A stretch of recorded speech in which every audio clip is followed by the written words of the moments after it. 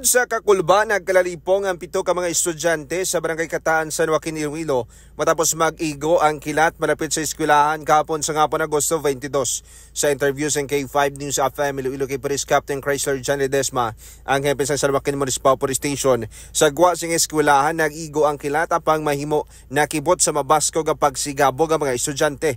Gindara naman sa San Joaquin Mother and Child Hospital ang mga ini para sa dugag obserbasyon kasunod sa pagkalipong.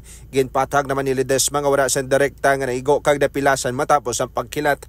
Matandaan mayara sa grade 7, 8 kag 9 nga mga estudyante sang Valverde National High School nga nalipong kag nakagwa na sa ospital kahapon man sa ngapon. Sang kilat pero negative sir, wala ni sila ning sa kilat kag wala man ni sila na kurente pagi sa pag sa kilat sir. Bali sa ospital sir ang picture sir nakagwa man sila sa kay na masala na pawan sila. Kag mga K5 nagapasalamat naman ang pulis sang San Joaquin Municipal Police Station nga wala man sang pinapilasan o kana naigo sa kilat nga mga estudyante matapos sila nga nalipong.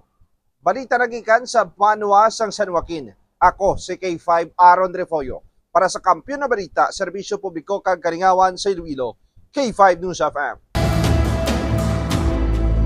Ang ining balita ang ginadulong sa inyo sang DTX Coffee Mix. Himo sa natural nga sangka pareho sang amarkuso, chia seeds, sugared cane extract powder. DTX Coffee Mix. Nakakapi ka na, naka-detox ka pa. DTX Coffee Mix. Mabakal sa mga butika.